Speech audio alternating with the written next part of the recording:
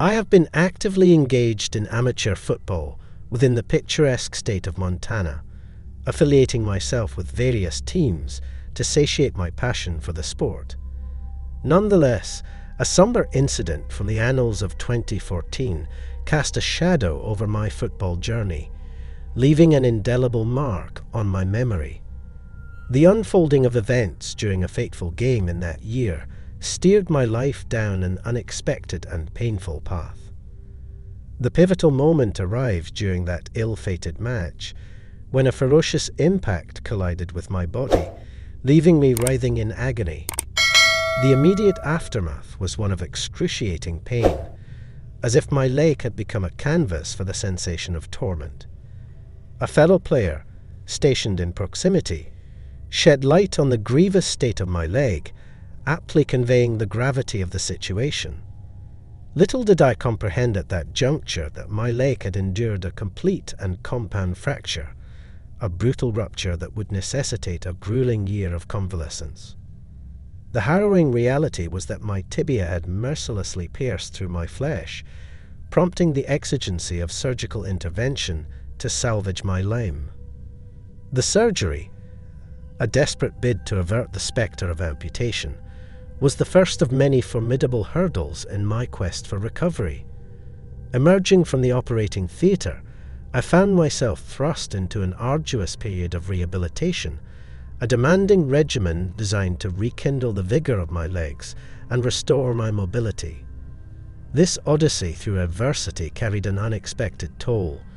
My physique underwent a transformation, veering towards excess weight, while the ordeal also paved a treacherous path towards a dependence on pain relief medications. Over the span of approximately 6 to 7 months, my existence underwent a metamorphosis as profound as it was challenging. I was, in every sense, a different person from the one who had embarked on that football match. This bleak phase in my life was an abyss of despair, an emotional nadir that tested my resilience and mental fortitude. While the arduous journey to reclaim my place on the football field loomed ahead, my initial focus pivoted towards shedding the superfluous pounds that had encumbered me and resurrecting the strength that once coursed through my legs. The gymnasium, once a temple of transformation, now seemed an intimidating arena. Paralyzed by a sense of embarrassment that defied logic, I yearned for an alternative avenue to restore my physical prowess. A seemingly audacious decision crystallized. Hiking would be my conduit to renewal. The sylvan sanctuary of Beaverhead Deer Lodge National Forest, ensconced about 30 miles south of my hometown Butte, held the key to my renaissance.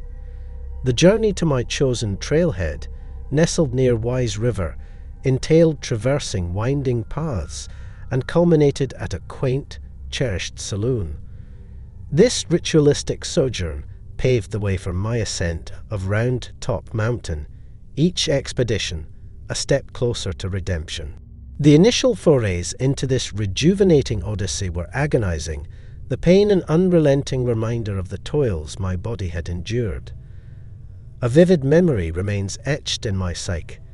Seated upon a rugged log, seeking solace in Advil, a vivid emblem of my perceived inadequacy. However, amidst the struggles, a beacon of inspiration beckoned. My gaze was captivated by a log cabin, perched atop the ridge with an air of majesty, a sentinel overlooking the sprawling valley. In that ephemeral instant, a covenant was etched within my soul. I pledged to ascend to that cabin, a triumphant toast punctuated by the refreshing sip of water, akin to the finest champagne. This aspiration burgeoned into a summer-long ambition, a testament to my perseverance and a testament to the potential of the human spirit. With every passing July day, Round Top Mountain bore witness to my dogged determination, the increments of progress heartening and invigorating. Finally, the zenith was attained, and the cabin greeted my weary yet elated form. The euphoria coursing through my veins was ineffable, a culmination of unwavering dedication that defied the odds. A minor setback, the water within my bottle depleted, prompted an encounter that would forever be etched in my memory. The cabin's occupants became my unintended companions in this saga. A melodious cadence emanated from within, soothing my apprehensions. Emboldened by the harmonious notes, I embarked on a tentative approach to seek replenishment. The narrative unfurled with cinematic intrigue. A shirtless figure emerged, wielding a jug of potent elixir, an anomaly to conventional consumption. His actions were an enigma, a symphony of chaos as the liquid was expelled upon the floor. As our eyes met, a tableau of panic painted his visage, mirroring my own inner turmoil. My instinctual impulse was to retreat, but destiny beckoned an alternative course. With a blend of trepidation and resolve, I stepped across the threshold, revealing a tableau of emptiness. The room bore an air of desolation, punctuated by the lingering aroma of alcohol and an intangible metallic essence. A paroxysm of revelation ensued, underscoring the gravity of the situation. In a shadowed corner, a woman's lifeless form slouched, a grim testament to unspeakable tragedy. The walls bore testimony to an act of violence, bespeaking a narrative more haunting than the eye could perceive. A surge of adrenaline propelled my instinctual flight, leading me to sanctuary within the embrace of the forest. The symphony of my escape was punctuated by a gunshot, a chilling crescendo that seemed to echo the depths of my consciousness. In the throes of urgency, a 911 call forged a lifeline to law enforcement, a desperate plea for intervention amidst the unfolding tableau of horror. The annals of time bore witness to a concatenation of events, the inexorable march of time outpacing the valiant efforts of the authorities. The tendrils of smoke heralded a blaze that consumed both structure and secrets. The subsequent reckoning unveiled a tragic tapestry, a tale of betrayal and violence that defied comprehension. The narrative resonated with the heartbreak of a shattered family, their lives truncated by the harrowing embodiment of human darkness. As the layers of the tale were unraveled, the gravity of the situation cascaded in waves, each revelation a painful reminder of the fragility of existence. The tendrils of this experience continue to shape my perspective, an unbidden recollection that tempers moments of triumph with the somber reminder of the fragility of life. The echoes of that haunting melody and the aroma of madness still cling to the hillsides, a haunting testament to the transience of joy and the enduring resonance of tragedy. One of the most harrowing experiences I've ever lived through commenced on a day of exploration in the great outdoors, when my hiking companion and I stumbled upon a weather-beaten hunting cabin nestled within the heart of the woods. The cabin's decrepit facade initially gave off an impression of abandonment, coaxing us to venture inside without a second thought, merely intending to glean a fleeting glance of what lay within before resuming our trail. Yet, as we crossed the threshold, the illusion of desolation was swiftly shattered. A lingering aroma of smouldering timber hung in the air, hinting at recent activity, while our eyes bore witness to the scattered detritus of consumed sustenance and torn-apart first-aid provisions. It was evident that someone had been present here not long ago. Realization quickly dawned upon us that we were uninvited intruders in this space, prompting a collective decision to hastily vacate the premises and thereby avoid incurring the wrath of the cabin's enigmatic owner. However, just as we prepared to withdraw from this peculiar scene, a faint auditory disturbance tickled our ears, akin to the distant echo of a human utterance. We found ourselves rooted to the spot, strained senses attuned to deciphering the enigma of this auditory anomaly. Astonishingly, the sounds crystallized into a plaintive cry for aid, manifesting from beneath the very floorboards upon which we stood. The chill-inducing gravity of the moment prompted us to frantically search for an aperture or concealed entrance, eventually leading us to stumble upon a subterranean storage chamber adjacent to the cabin.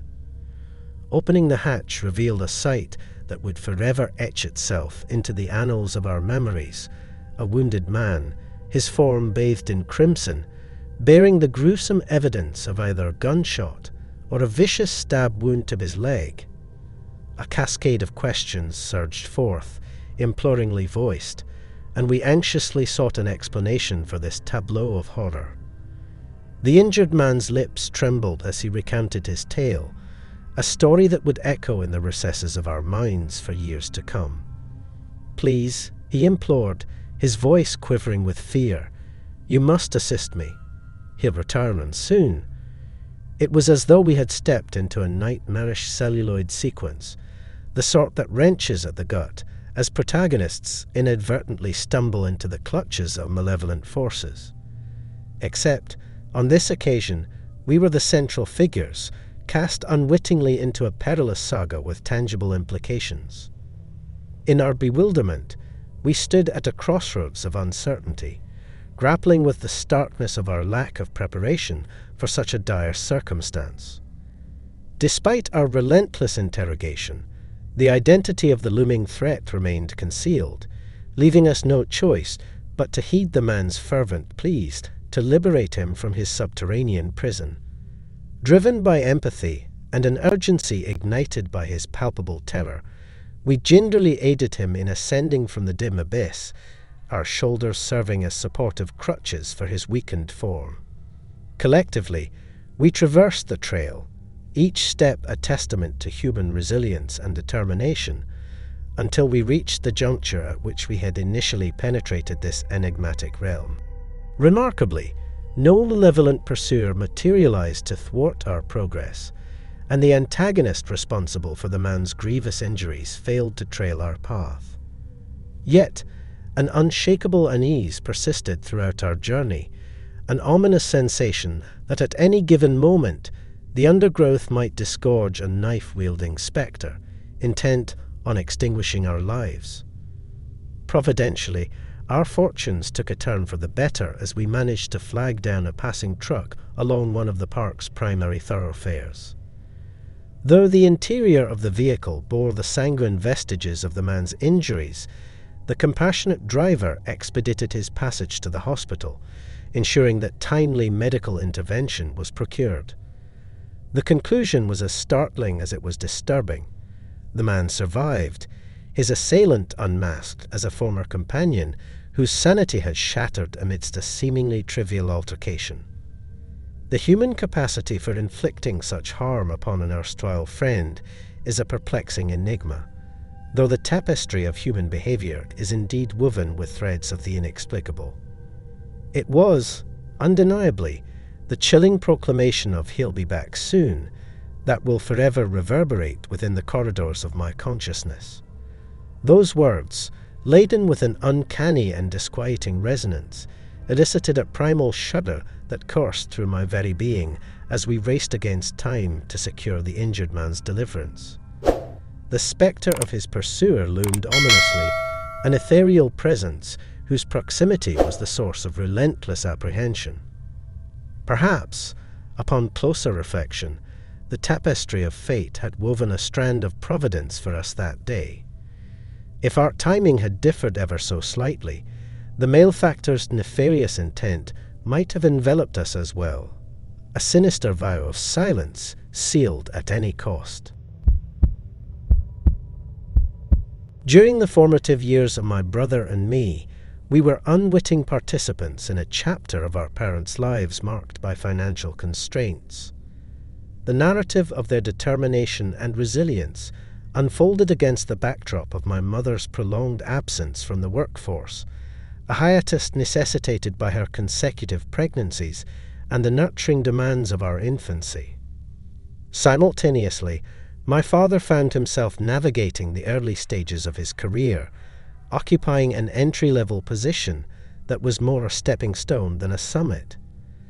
The intertwining of these circumstances cast a financial shadow over our household, illuminating the contours of challenges that would test the mettle of our familial bond. Yet, within the tapestry of constraints, our parents maintained an unwavering commitment to ensuring our family's well-being. Their days were etched with determination and diligence as they endeavored to provide, even in the face of adversity. However, the strains of their efforts could not completely stifle the yearning for respite, the longing for an interlude that would provide a temporary sanctuary from the relentless pressures of life. Amid the constraints of our financial reality, the prospect of a retreat emerged, a brief sojourn into a world untainted by financial worry. It was within this context that the unassuming allure of a modest log cabin nestled in the serene embrace of the Cascades entered their awareness. The cabin, advertised as an affordable escape, held the promise of a secluded refuge far from the urban cacophony, available at a rate barely crossing the threshold of $100 for a week's reprieve.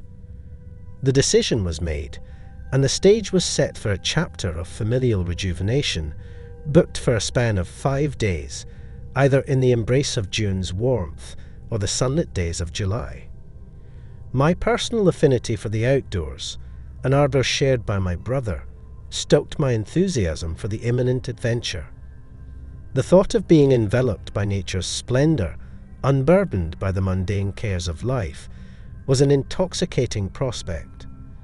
Conversely, my brother's adaptable spirit ensured that entertainment was found even in the most unassuming corners of existence. Our arrival at the cabin was marked by a sense of shared anticipation, a collective excitement that painted the modest space as an expansive canvas of adventure. The size of the cabin and its seclusion were rendered inconsequential, overshadowed by the allure of exploration. The dawn of our first day at the cabin was punctuated by an aura of potential. The sun's gentle rays cast an amber glow, warming our early explorations with a sense of promise. The day unfolded with simplicity, infused with the joys of a homemade meal, the camaraderie of board games, and the resonance of familial laughter.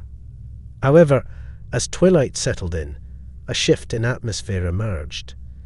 Stirred from my sleep, I caught sight of my parents, engrossed in whispered conversation near the dim light. The inexplicable nature of their exchange piqued my curiosity. With the advent of the subsequent day, the tenor of their disposition betrayed an undercurrent of unease. However, my eagerness to immerse myself in nature overcame any hesitance. Venturing outside, I stumbled upon wooden figurines on the cabin's porch and our car's hood. Their whimsical presence stirred my imagination, yet the tempered enthusiasm of my parents cast a shadow over this newfound discovery. My brother, attuned to the subtleties of our parents' demeanour, bridged the gap between our youthful innocence and their unspoken concerns. Amidst shared play, a trivial altercation unfolded over the ownership of one of the figurines. The parental intervention that followed unearthed an unsettling revelation. These seemingly innocent trinkets were not of wood but of bone.